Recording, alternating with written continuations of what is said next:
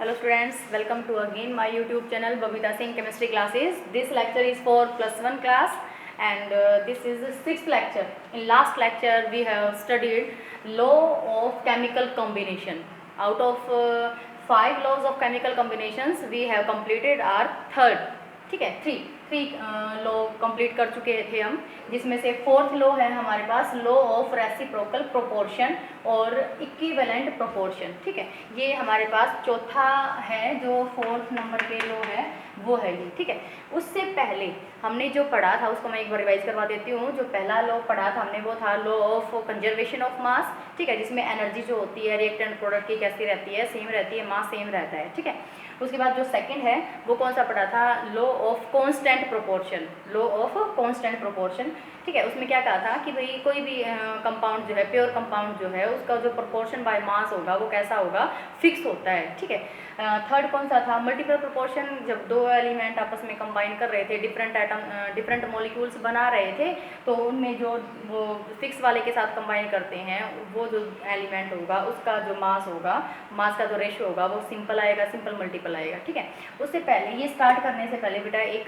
Topic रह गया उसमें, जो अपना सेकेंड लॉ था वो कौन सा था, लॉ ऑफ कांस्टेंट प्रोपोर्शन या फिर डेफिनेट प्रोपोर्शन। ठीक है, उसमें एक छोटा सा टॉपिक रह गया कि उसकी लिमिटेशंस भी हैं बेटा, कुछ उसकी लिमिटेशंस वेरी इंपॉर्टेंट। इसकी लिमिटेशन जो है वो बहुत ज़्यादा इंपॉर्टेंट है, वो मैं यहाँ लिखवा देती हूँ, आप उसको लिख लेना। ठीक है, लिमिटेशन रह गई थी उसकी कि उस लॉ की लिमिटेशन भी है। उसने क्या कह दिया कि कोई भी प्योर केमिकल कंपाउंड होगा ना, उसके जो भी एटम्स होंगे वो एटम से मिलकर बना हुआ होगा, एलिमेंट से मिलकर बना हुआ होगा, उसका जो प्रोपोर्शन बाय मास हम निकालेंगे वो कैसा होगा, फिक्स होगा। ठीक है, या फिर ये बोल सकते हो कि कोई भी दो ऐसे कंपाउंड्स, ठीक है, जिनका प्रोपोर्शन बाय मास फिक्स है, तो उनका वो कंपाउंड कैसा होगा, बिल्कुल प्योर होगा और वो सेम कंपाउंड होगा। लेकिन ये थोड़ी सी लिमिटेशन थी उसकी। यहाँ पे मैं आपको एक ऐसे दो ऐसे कंपाउंड का नाम बताऊंगी जिनका प्रोपोर्शन बाय मास तो फिक्स है, लेकिन वो दोनों ही डिफरेंट केमिकल कंपाउंड है, डिफरेंट प्योर कंपाउंड्स हैं। ठीक है, तो इसलिए इसकी लिमिटेशन थी। और एक लिमिटेशन उसकी ये भी थी कि उसने ये बोल दिया था कि प्रोपोर्शन बाय मास कैसा रहेगा, फिक्स रहेगा। जैसे हम कार्बन डाइऑक्साइड के बारे में बात कर रहे थे, कार्बन डाइऑक्साइड के बारे में बात करी थी हमने, तो 12 रेशो कितना था, ये अपने पास 32 था।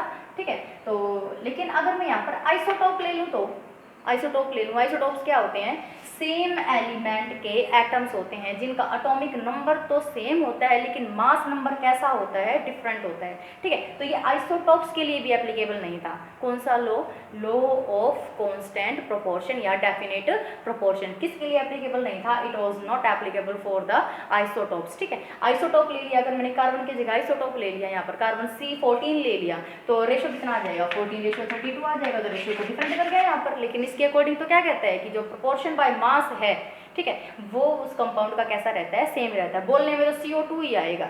अगर मैं यहाँ पे 14 भी ले लेती हूँ इसका मास, अगर मैं आइसोटोप को चेंज कर देती हूँ, मैं 14 ले लेती हूँ, तो बोलने में तो CO2 ही आएगा। ठीक है, तो लेकिन ये क्या था, ये इसकी लिमिटेशन थी। तो इसकी लिमिटेशन में फर्स्ट लिखेंगे, आपको ये लिख लो, ये इंपॉर्टेंट है बेटा। लिमिटेशन में लिखेंगे it was not applicable for, ठीक है, किसके लिए एप्लीकेबल नहीं था ये, एप्लीकेबल फॉर आइसोटोप्स। ठीक है, किसके लिए एप्लीकेबल नहीं था, आइसोटोप्स के लिए एप्लीकेबल नहीं था। फॉर एग्जाम्पल अगर मैं आइसोटोप लूँ C14, इफ़ वी यूज्ड, हम यूज़ करते हैं C14 यूज़ करेंगे, तो CO2 की जब हम प्रोपोर्शन बाय मास निकालेंगे तो कितना आएगा, वो 14 रेशो 32 आएगा, और पहले कितना था, 12 रेशो 32। ये तो मिसमैच हो गया, तो ये जो लॉ है वो यहाँ पर एप्लीकेबल नहीं होगा। ठीक है, जो सेकंड लिमिटेशन होगी इसकी, जो सेकंड लिमिटेशन है, मैं यहाँ पे लिख देती हूँ, ऊपर वाला पोर्शन अलग है बेटा, ये नीचे वाला यहाँ पे है लिमिटेशन, ये अपनी सेकंड लॉ की है। फिर से बता रही हूँ मैं, लिमिटेशन किसकी है, ये सेकंड लॉ। कौन सा लॉ था अपने पास, कांस्टेंट प्रोपोर्शन या डेफिनेट प्रोपोर्शन। सेकंड क्या कहता है, मैंने क्या बताया आपको कि जिनका प्रोपोर्शन बाय मास फिक्स होगा, सेम होगा, दो ऐसे कंपाउंड जिनका प्रोपोर्शन बाय मास सेम होगा, इसके अकॉर्डिंग तो क्या होगा कि वो कंपाउंड दोनों कैसे होंगे, सेम होंगे। ठीक है, लेकिन मैं ये कह रही हूँ कि मेरे पास दो ऐसे कंपाउंड हैं जिनका प्रोपोर्शन बाय मास तो बिल्कुल फिक्स है, सेम है दोनों का, लेकिन दोनों ही डिफरेंट कैटेगरी के हैं। ठीक है, मैं आपको एग्जाम्पल देती हूँ बेटा, जैसे इथेनॉल, ठीक है। इथेनॉल का फॉर्मूला क्या होता है, C2H5OH। और एक और ऑर्गेनिक कंपाउंड होता है मिथॉक्सी मीथेन। आप जब हायर क्लास में हो जाए, मतलब प्लस 2 में हो जाएंगे, इसी में ही आएगा, प्लस 1 का चल रहा है ना, हाँ इसी में ही आएगा जब आप फंक्शनल ग्रुप्स पढ़ेंगे, ठीक है। फंक्शनल ग्रुप में आएगा कि ईथर जो होता है, एक ईथर भी होता है फंक्शनल ग्रुप में। जैसे यहाँ पर तो एल्कोहल है, ये आपने लोअर क्लास में पढ़ा था 10th में, अब एक ईथर भी आएगा फंक्शनल ग्रुप, ठीक है। तो एक ईथर है, उस ईथर का नाम है मिथॉक्सी मीथेन। ये फॉर्मूला है CH3OCH3, मिथॉक्सी मीथेन इसका आईपैक नेम हो जाएगा, ठीक है। तो ये दोनों जो है ना, अगर मैं इनका प्रोपोर्शन बाय मास निकालूं तो दोनों का सेम है। पहले मैं इसका कैलकुलेट करती हूँ। प्रोपोर्शन बाय मास निकालना आपको आता है बहुत अच्छे से। कार्बन इसमें कितने हैं, 2 है, तो कितना हो जाएगा, 1 कार्बन का मास कितना होता है, 12 होता है, तो 24 हो गया ये, ठीक है। और इसका कितना हो जाएगा, हाइड्रोजन टोटल कितने हैं, 6 है, तो 6 आ जाएगा रेशियो में। और ऑक्सीजन कितना है, 1 है, तो ये कितना आएगा तुम्हारे पास, 16 आएगा। इसका रेशियो ये आ गया। अब यहाँ पे कैलकुलेट करो, टोटल कैलकुलेट करो। कार्बन और कार्बन कितने हैं, यहाँ पर 2 कार्बन है, 2 कार्बन के लिए कितना मास आ जाएगा, 24 आ जाएगा।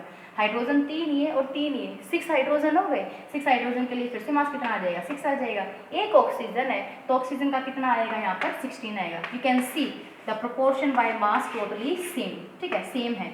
ये अल्कोहल है और ये क्या है, ईथर है। दोनों का प्रोपोर्शन बाय मास कैसा है, सेम है। लेकिन फिर भी बेटा ये दोनों प्रोपोर्शन बाय मास सेम होने के बावजूद भी ये कंपाउंड कैसे हैं, डिफरेंट हैं। ये अलग केमिकल प्रॉपर्टी शो करता है और ये अलग केमिकल प्रॉपर्टी शो करता है, ठीक है। दोनों ही ऑर्गेनिक कंपाउंड है ये, लेकिन दोनों ही जो है वो अलग अलग प्रॉपर्टी शो करते हैं। तो इसलिए अगर हम जो मैंने लो लिखवाया है आपको, कौन सा है, कॉन्स्टेंट प्रोपोर्शन, अगर उसको रिवर्स करके देखें तो बिल्कुल गलत हो जाएगा। ये रिवर्स में क्या कहता है कि भाई जिनका केमिकल प्रोपोर्शन सेम होगा, प्रोपोर्शन बाय मास सेम होगा, वो सेम कंपाउंड होंगे। नहीं, ये गलत हो जाएगा, ठीक है। It is inverse in the case of alcohol and ether, ठीक है। आप ये लिख सकते हो और इस नीचे बना के लिख भी सकते हो कि यहाँ पर क्या है, ये प्रोपोर्शन बाय मास कैसा है, सेम है, but these are different compounds. या नीचे लाइन लिखेंगे आप, these compounds have the same proportion by mass but both are different organic compounds. One is alcohol and second is ether. Is that clear? ठीक है। तो ये limitation थी बेटा, आपको ये लिखनी थी। ये किसकी लिमिटेशन है, सेकंड लॉ की। वो सेकंड लॉ कौन सा है अपने पास, लॉ ऑफ कांस्टेंट कॉम्पोजिशन या फिर डेफिनेट प्रोपोर्शन, ठीक है, हो जाएगा यहाँ पे। अब चलते हैं अपने फोर्थ लॉ के ऊपर, क्योंकि हम थर्ड वाला कर चुके थे, इसमें कोई दिक्कत नहीं थी। फोर्थ करते हैं, मैंने ये नोट डाउन कर रखा है, आप इसको नोट डाउन कर लीजिए। इसमें मैं समझा दूंगी कि क्या कहता है ये रेसिप्रोकल प्रोपोर्शन या फिर इक्विवेलेंट प्रोपोर्शन, ठीक है। रेसिप्रोकल प्रोपोर्शन या फिर इक्विवेलेंट प्रोपोर्शन क्या होता है, और ये किसके द्वारा दिया गया था, रिस्टर साइंटिस्ट के द्वारा दिया गया था। साइंटिस्ट था ये रिस्टर, ठीक है। कब दिया था उसने, ये 1792 के अंदर, 1792 में दिया था। ये क्या कहता है कि 2 डिफरेंट एलिमेंट हैं, 2 डिफरेंट एलिमेंट लिए आपने और उनको कंबाइन करवाया गया, किसके द्वारा, थर्ड के द्वारा। 2 एलिमेंट लिए, एक को थर्ड के साथ बारी बारी कंबाइन कर रहे हैं, ठीक है। एक एलिमेंट कंबाइन कर गया दूसरे के साथ, फिर वो दूसरे वाला उस तीसरे के साथ, मतलब 2 एलिमेंट है फर्स्ट एंड सेकंड, वो किसके साथ कंबाइन कर रहे हैं, थर्ड के साथ। फर्स्ट थर्ड के साथ कंबाइन करेगा, कंपाउंड बनाएगा। सेकंड भी थर्ड के साथ कंबाइन करेगा, कंपाउंड बनाएगा। फिर वो दोनों आपस में कंबाइन करेंगे 1 और 2, ठीक है। तो उस टाइम पे ये कहता है कि जैसे मैं एग्जांपल देती हूँ आपको, जैसे मेरे पास 2 एलिमेंट हैं, एक सल्फर है और एक कौन सा है, ऑक्सीजन है, ठीक है। सल्फर और ऑक्सीजन ये किसके साथ कंबाइन कर रहे हैं, फिक्स मास वाले हाइड्रोजन के साथ कंबाइन कर रहे हैं। किसके साथ कंबाइन कर रहे हैं, थर्ड वाले के साथ। वो कौन सा ले लिया मैंने, हाइड्रोजन। तो इसकी डेफिनेशन यही है, when 2 different elements combine with the third element the ratio, ठीक है। अभी आगे बात आती है। अब मैंने क्या कहा कि भाई ये जो 2 एलिमेंट है ये बारी बारी से थर्ड के साथ कंबाइन करेंगे। मान लिया जाए कि हाइड्रोजन सल्फर, सल्फर हाइड्रोजन के साथ कंबाइन करके H2S बना रहा है। क्या बना रहा है, H2S, ठीक है। और जो ऑक्सीजन है वो हाइड्रोजन के साथ कंबाइन करके H2O बना रहा है, बना दिया।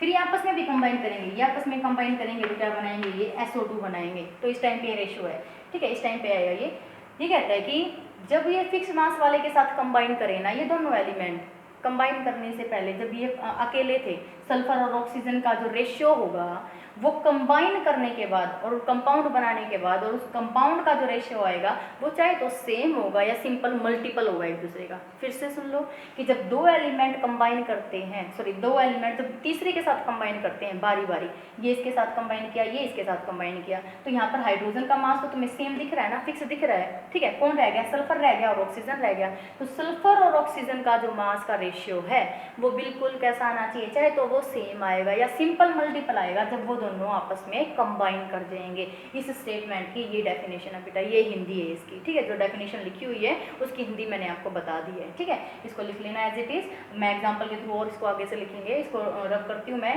थोड़ा सा और टाइम है, आप लिख लो। मैं फिर से समझा देती हूँ कि सल्फर और ऑक्सीजन अलग अलग दो एलिमेंट थे, ये एक थर्ड के साथ बारी बारी कंबाइन करेंगे, ठीक है। सल्फर हाइड्रोजन के साथ कंबाइन करेगा, ऑक्सीजन भी हाइड्रोजन के साथ कंबाइन करेगा। फिर आप ये देखोगे कि मान लीजिए कि सल्फर हाइड्रोजन के साथ कंबाइन कर रहा है, H2S बना रहा है, और ऑक्सीजन हाइड्रोजन के साथ कंबाइन कर रहा है, H2O बना रहा है। तो यहाँ पर इसकी इन दोनों कंपाउंड के अंदर फिक्स मास किसका है? हाइड्रोजन का है, 2 है और 2 है, ठीक है। बचे कौन? सल्फर और ऑक्सीजन। तो अब ये कह रहा है कि जो सल्फर और ऑक्सीजन के मास का जो रेशियो होगा वो सिंपल मल्टीपल होगा जब वो दोनों आपस में कंबाइन करके कंपाउंड बना चुके होंगे और उस कंपाउंड के रेशियो के, ठीक है, SO2 का, ठीक है। तो हम ये कैलकुलेट करते हैं। मैं इसको रब कर देती हूँ, मैं सोचती हूँ कि आपने लिख लिया होगा, ठीक है। इसको रब कर देती हूँ मैं।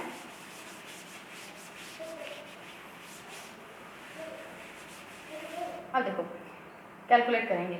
यहाँ पर हाइड्रोजन को तो यहाँ पे सल्फर जो होगा वो 32 होगा। अगर इस केस में देखा जाए, मैं यहाँ बना देती हूँ इसको बड़ा बड़ा सा, ये सल्फर है, ये ऑक्सीजन है और ये कौन सा है? हाइड्रोजन है, ठीक है।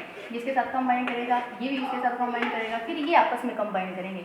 यहाँ पर ये क्या बना रहे हैं? H2S बना रहे हैं। यहाँ पर ये क्या बना रहे हैं? H2O बना रहे हैं। ये आपस में कंबाइन करेंगे, SO2 बना रहे हैं, ठीक है। इनका प्रोपोर्शन बाय मास निकालो एक बार।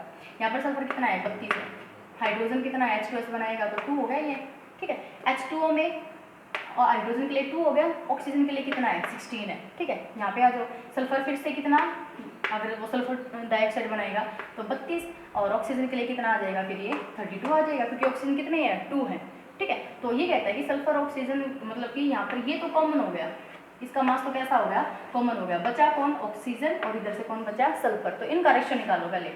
सल्फर और ऑक्सीजन का रेशियो अगर हम निकालेंगे, सल्फर का कितना आएगा? 32 और ऑक्सीजन का कितना आएगा? 16 आएगा। तो ये रेशियो कितना आ गया तुम्हारे पास? 2:1। इसको इक्वेशन 1 डाल दो, ठीक है, बन गया। अब ये कहता है कि जब ये दोनों आपस में कंबाइन करेंगे, कंबाइन करने के बाद जो कंपाउंड बनाना उसका रेशियो इस फर्स्ट वाले के सिंपल मल्टीपल होगा, ठीक है। तो कंबाइन करके क्या बना दिया बेटा इन्होंने? SO2 बना दिया ना। तो अब इनका रेशियो निकाल लो। सल्फर का कितना आ गया? 32 आ गया, ठीक है। ऑक्सीजन का भी कितना आ गया? 32, क्योंकि ऑक्सीजन यहाँ पर कितने हैं? 2 हैं। तो 1 ऑक्सीजन के लिए 16, 2 के लिए कितना आ गया? 32। तो कितना आ जाएगा? 1:1। ये मैंने इक्वेशन कौन सी डाल दी? 2 डाल दी। अब दोनों को सोल्व करेंगे, ठीक है। तो इसको रेशियो को हम डिवाइड में लिख सकते हैं, तो 2:1, ठीक है। इसको कितना लिख सकते हैं? 1:1। तो इनको क्रॉस मल्टीप्लाई करवाओगे तो आपके पास कितना आ जाएगा? 2:1 आ जाएगा। होगी बात क्लियर, ठीक है।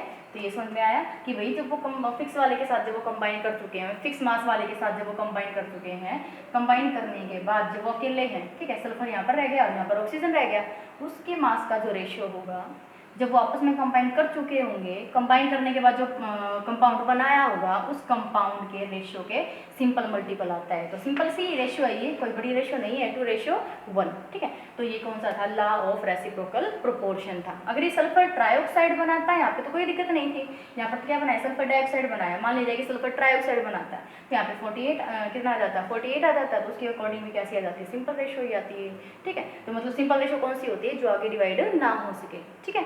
अब चलते हैं अपने 5th लॉ के ऊपर। जो अपना 5th लॉ है वो क्या है? 5th लॉ है गे-लुसैक्स लॉ। गे-लुसैक्स लॉ, ठीक है। साइंटिस्ट था ये, उसने दिया था ये। पहले जो 4 लॉ थे वो किसके लिए थे? मास के लिए थे। और ये जो लॉ गिवन है, गे साइंटिस्ट ने दिया था, गे-लुसैक्स साइंटिस्ट था, उसने दिया था ये किसके लिए था? कि जो हम गैसेस को कंबाइन करते हैं, गैसेस के वॉल्यूम के लिए था। बाकी सारे किसके लिए थे? सॉलिड कंपाउंड्स के लिए थे। और ये जो एक लॉ बचा है ये किसके लिए? स्पेशल गैसेस के लिए, क्योंकि गैसेस भी तो कंबाइन करती है ना, ठीक है। तो इसमें क्या लिखोगे आप? It was given by scientist Gay Lussac, ठीक है। ये दिया था भाई 1808 के अंदर, ठीक है। Given by Gay-Lussac in 1808। It states that, इसमें क्या स्टेट किया? इट स्टेट्स दैट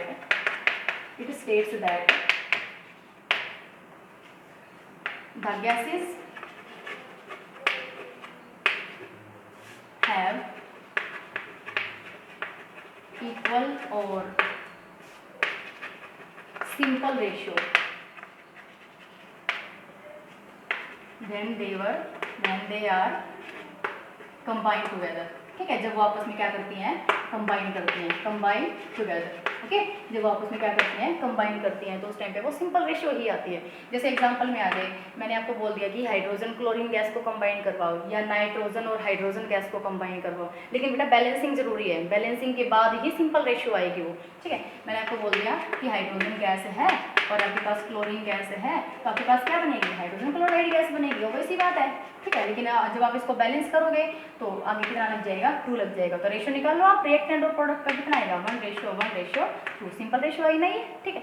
या फिर आप एक और एग्जांपल देख लो, नाइट्रोजन और हाइड्रोजन गैस का देख लो, नाइट्रोजन गैस जो है, ठीक है, और hydrogen gas H2 hydrogen gas है, ये आपस में कंबाइन करके किसका फॉर्मेशन करते हैं, अमोनिया, और अमोनिया का फॉर्मूला क्या होता है बेटा, NH3, ये भी गैस की फॉर्म में आएगी, सफोकेशन कॉज करती है ये गैस, ठीक है। अगर कहीं भी लैब में अमोनिया गैस बन रही है तो हम उसके पास से भी नहीं गुजर सकते, चक्कर आने लग जाते हैं, बेहोश भी हो सकते हैं, क्योंकि सफोकेशन काज करती है, ठीक है।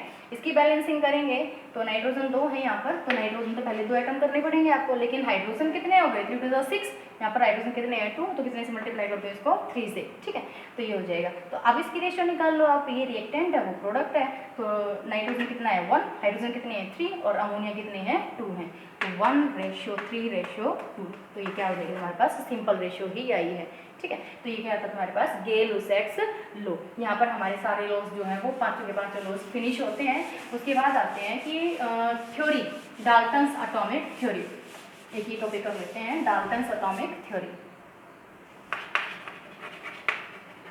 Dalton's atomic theory. सबसे पहले थ्योरी ये दी गई थी एटम के बारे में, ठीक है, कि डाल्टन जो साइंटिस्ट था ना, उसने थ्योरी दी थी ये किसके बारे में, एटम के बारे में, ये लोअर क्लास में भी थी, 9th क्लास में आती है शायद, ठीक है। लेकिन इसकी बहुत सारी लिमिटेशंस थी बेटा, इसने बहुत सारी असम्पशंस भी करी और लिमिटेशंस भी थी, मतलब जो इसने डिक्टेट कर दिया ना उसका ये सॉल्यूशन नहीं निकाल पाया कि भाई मैंने ये बात कही है तो इस वे में कही है, ठीक है, और मतलब उसका प्रूफ जो होता है ना वो प्रूफ नहीं दे पाया ये, और बहुत सारी चीज़ें इसकी ऐसी भी थी जो गलत भी थी, लेकिन इसने इनिशिएट किया इस चीज़ को कि एटम के बारे में कोई ना कोई थ्योरी है, एटम कोई ना कोई चीज़ है जो मतलब कि केमिकल रिएक्शंस के अंदर पार्टिसिपेट करता है और डिफरेंट कंपाउंड्स का फॉर्मेशन करता है। तो इनिशिएटिव जो था वो तो डाल्टन ही था, वैसे था तो अच्छा ही, लेकिन इसको फिर बहुत सारे लोगों ने मिलकर इसको दबा दिया, क्योंकि इसमें लिमिटेशंस आने लगी थी, बहुत ज़्यादा कमियां थी, बहुत ज़्यादा। फिर जे थॉमसन आया, बोर आया, ठीक है, रदरफोर्ड मॉडल आया एटम का, तो बहुत सारे एटम्स के मॉडल आए जिन्होंने इसको दबा दिया, लेकिन ये कौन था, इनिशिएटिव था, ओके। इसने इनिशिएट तो किया, कम से कम बताया तो एटम के बारे में कि भाई एटम ये चीज़ होती है। तो इसके मेन पोस्टुलेट्स लिखेंगे आप, मेन पोस्टुलेट्स, मेन पोस्टुलेट्स मतलब कि मेन बातें, the main postulates of Dalton atomic theory, ठीक है।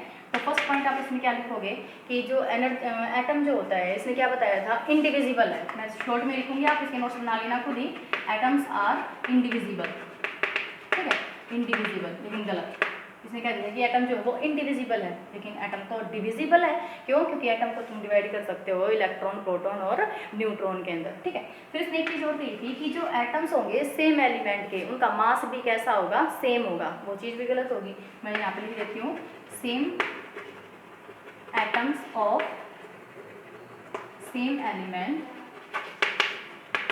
विल हैव सेम मास, ठीक है, साइज भी सेम बताया था, same mass, same size, shape, same chemical properties, chemical properties, ठीक है। लेकिन हमें मेन फोकस किसके ऊपर करना है, सेम मास के ऊपर, ठीक है। मास कैसा बताया, मतलब सेम एलिमेंट, सेम एटम होगा ना सेम एलिमेंट का, तो उसका जो एटॉमिक मास होगा वो भी कैसा होगा, सेम ही होता है। इसी प्रकार डिफरेंट के लिए बोल दिया उसने, different elements, different atoms of different element, ठीक है, हैव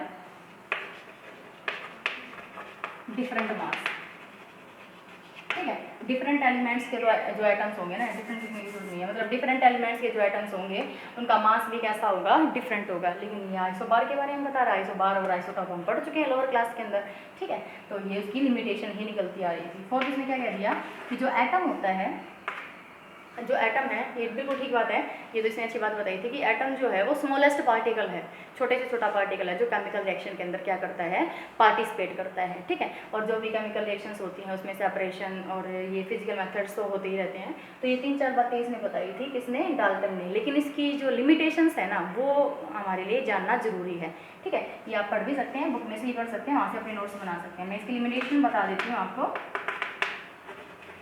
लिमिटेशंस, ठीक है। इसकी लिमिटेशन क्या थी, सबसे बड़ी लिमिटेशन तो इसकी यही थी कि ये फिफ्थ लॉ को एक्सप्लेन नहीं कर पाया। कौन सा फिफ्थ लॉ, गेल-लुसाक्स लॉ, जो लॉ ऑफ केमिकल कॉम्बिनेशंस के जो 5 लॉज थे उसमें से 4 लॉज तो इसने बता दिए थे, ठीक है, उनको तो ये स्पेसिफाई कर पाया था, लेकिन फिफ्थ लॉ को ये स्पेसिफाई नहीं कर पाया, ठीक है। इसमें क्या लिख सकते हो, it could not explain, it could not explain, नहीं कर सका किसको, गेल-लुसाक्स लॉ, ठीक है, गेल-लुसाक्स लो, ठीक है, उसको ये एक्सप्लेन नहीं कर पाया। फिर इसने क्या दिया, इसने ये तो बता दिया कि हाँ एलिमेंट्स जो है आपस में कंबाइन करके कंपाउंड का फॉर्मेशन करते हैं, लेकिन क्यों और कैसे वो ये भी नहीं बता पाया। फिर तीसरी चीज़ उसने ये भी नहीं बताई कि भाई जो एटम्स होते हैं वो कंबाइन करते हैं तो उनके बीच में बाइंडिंग फोर्सेस कौन सी होती हैं, किस टाइप की फोर्सेस प्रेजेंट होती हैं, क्यों कंबाइन कर जाते हैं एक दूसरे के साथ, ठीक है, ये भी नहीं बता पाया। इसमें ये बोला था उसने, इसके जो पोस्टुलेट्स थे उसमें ये बोला था कि भाई जो एटम्स आपस में कंबाइन करेंगे ना तो वो एक ही टाइप का कंपाउंड बनाएंगे, उनका मॉलिक्यूलर फॉर्मूला जो है वो चेंज नहीं हो सकता, ठीक है। लेकिन ये बात भी गलत थी, वो आगे फिर वो स्पेसिफाई कर दी गई थी डिफरेंट साइंटिस्ट के द्वारा, जिन्होंने डिफरेंट आगे क्या दिया था, थ्योरीज दी थी, ठीक है। तो ये क्या था, डाल्टन्स एटॉमिक थ्योरी थी, उसकी लिमिटेशंस थी, और आपको इनके नोट्स बनाने हैं डाल्टन्स एटॉमिक थ्योरी के बुक से पढ़ के, और इसकी लिमिटेशन पे ध्यान देना है, मेन इसकी लिमिटेशंस हैं, ठीक है। कल पढ़ेंगे next theory, that is modern atomic theory, जो इम्पोर्टेंट है और इंटरेस्टिंग भी है। इसके लिए आप चैनल को सब्सक्राइब कीजिए, बेल आइकन को प्रेस कीजिए ताकि आपको जो अपडेट्स हैं वो मिलती रहें। Thank you.